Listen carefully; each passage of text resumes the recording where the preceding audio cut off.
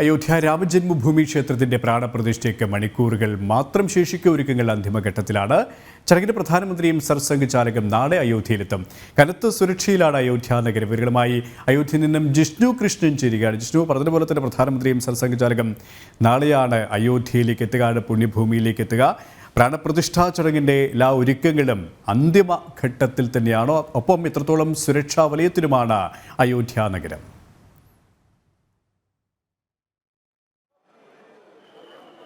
KP സൂചിപ്പിച്ചതുപോലെ പ്രാണപ്രതിഷ്ഠാ ചടങ്ങിന് വേണ്ടി അയോധ്യ നഗരം ഒരുങ്ങിക്കഴിഞ്ഞു. ഞാനിപ്പോൾ രാംപഥിൽ നിന്ന് പുതിയ രാമക്ഷേത്രത്തിലേക്ക് പോകുന്ന കവാടത്തിലാണ്. നമുക്ക് ദൃശ്യങ്ങളിൽ കാണാൻ സാധിക്കുന്നത് ഈ ഒരു കവാടം അലങ്കരിച്ചുകൊണ്ട് പുഷ്പാലങ്കൃതമാക്കിക്കൊണ്ട് തീർത്ഥാടകരെ സ്വാഗതം ചെയ്യുകയാണ്. തീർത്ഥാടകരെ രാമക്ഷേത്ര ട്രസ്റ്റ് തീർത്ഥക്ഷേത്ര ട്രസ്റ്റ് സ്വാഗതം ചെയ്തു എന്നെഴുതിയിട്ടുള്ള പുഷ്പാലങ്കൃതമായ കവാടം നമുക്ക് കാണാൻ സാധിക്കും. ഇവിടെ വലിയ ഉത്സവ ആഘോഷത്തിൽ തന്നെയാണ്. ഒപ്പം സുരക്ഷാ കൂടിയാണ് അയോധ്യ ക്ഷേത്ര നഗരിയുള്ളത്. ഇപ്പോൾ പ്രേക്ഷകർ കാണുന്നത് രാംപഥിൽ നിന്ന് അയോധ്യയിലെ പുതിയ രാമക്ഷേത്രത്തിലേക്ക് പോകുന്ന കവാടമാണ്. ഇവിടെ നിന്ന് ഏകദേശം 100 മീറ്റർ മുൻപിലേക്കാണ് പുതിയ രാമക്ഷേത്രം. ഇതുവരെയാണ് നിലവിൽ മാധ്യമങ്ങൾക്കും ഒപ്പം തീർത്ഥാടകർക്കുമെല്ലാം തന്നെ പ്രവേശനത്തിന് അനുമതി നൽകിയിട്ടുള്ളത്. കഴിഞ്ഞ ദിവസം വരെ ഇവിടെ നിന്ന് മുൻപോട്ട് പഴയ ക്ഷേത്രത്തിലേക്കുള്ള വഴിയിലേക്ക് പ്രവേശനം അനുവദിച്ചിരുന്നു. ഇപ്പോൾ ഈ ഒരു കവാടം വരെയാണ് തീർത്ഥാടകർക്കും മാധ്യമപ്രവർത്തകർക്കും എല്ലാം തന്നെ പ്രവേശനത്തിന് അനുമതി നൽകിയിട്ടുള്ളത്. ഇവിടെ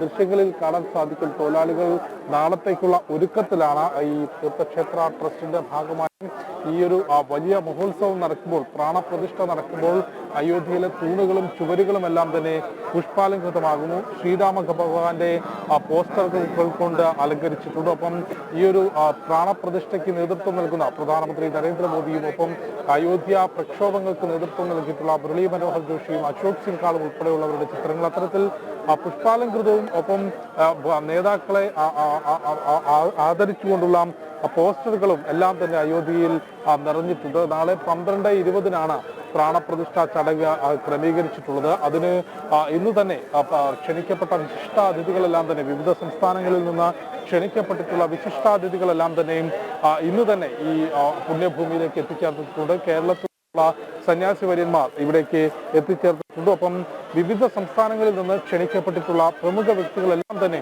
അയോധ്യയിലേക്ക് എത്തി. നാളെ പ്രധാനമന്ത്രി നരേന്ദ്രമോദി എത്തും. ഒപ്പം RSSന്റെ സർസംഘ് ചാലക് ഡോക്ടർ മോഹൻ ഭഗവത്, ഒപ്പം ഗവർണർ ഉത്തർപ്രദേശ് മുഖ്യമന്ത്രി യോഗി ആദിത്യനാഥ് ഉൾപ്പെടെയുള്ള പ്രമുഖരുടെ സാന്നിധ്യത്തിലാണ് അയോധ്യയിൽ പ്രാണപ്രതിഷ്ഠാ ചടങ്ങ് നടക്കുന്നത്. രാംലല്ല വീണ്ടും പ്രതിഷ്ഠിതനാകുമ്പോൾ ഒരു മഹോത്സവമായിട്ട് തന്നെയാണ് അയോധ്യ അതിനെ കൊണ്ടാടുന്നത്. അതിന്റെ ഒരുക്കങ്ങളാണ് എനിക്ക് ചുറ്റും ഇപ്പോൾ കാണാൻ സാധിക്കുന്നത്. ഇപ്പോൾ വലിയ സുരക്ഷാ ചുമതലകൾ അല്ലെങ്കിൽ സുരക്ഷാ ക്രമീകരണങ്ങൾ അയോധ്യയിൽ ഉടനീളം പോലീസിന്റെ ഭാഗത്തുനിന്നും ഒപ്പം വിവിധ ഏജൻസികളുടെ ഭാഗത്തുനിന്നും നടത്തിയിട്ടുണ്ട്. NST കമാൻഡോസ് ആണ് ഈ ഞാനിപ്പോൾ നിൽക്കുന്ന കവാടത്തിനപ്പുറത്തേക്ക് ഈ റെഡ് സോൺ എന്ന് ക്രമീകരിച്ചിട്ടുള്ള കവാടത്തിലേക്ക് അതിന്റെ സുരക്ഷാ ക്രമീകരണങ്ങളെല്ലാം തന്നെ നോക്കുന്നത്. ഒപ്പം പോലീസും CISFും CRPFും ഉൾപ്പെടെ നിരവധി ഏജൻസികളുടെ സുരക്ഷാ ക്രമീകരണങ്ങൾ അയോധ്യയിൽ ഉടനീളം ക്രമീകരിച്ചിട്ടുണ്ട്. റെഡ് സോൺ, യെല്ലോ സോൺ എന്നിങ്ങനെ തിരിച്ചുകൊണ്ട് സോണുകൾ തിരിച്ചുകൊണ്ട് 3 ലെയറുകളായിട്ടാണ് സുരക്ഷാ ക്രമീകരണങ്ങൾ ഒരുക്കിയിട്ടുള്ളത്. ഇന്നലത്തെ ദൃശ്യങ്ങളും നമ്മൾ ഇവിടെ നിന്ന് കാണിച്ചിട്ടുണ്ട്. കാരണം ഇന്നലെയും ധാരാളം തീർത്ഥാടകർക്ക്, സാധാരണക്കാരായ തീർത്ഥാടകർക്ക് ഈ അയോധ്യയിലെ യെല്ലോ സോണിനുള്ളിലേക്ക് പ്രവേശിക്കാൻ അനുമതി ഉണ്ടായിരുന്നു.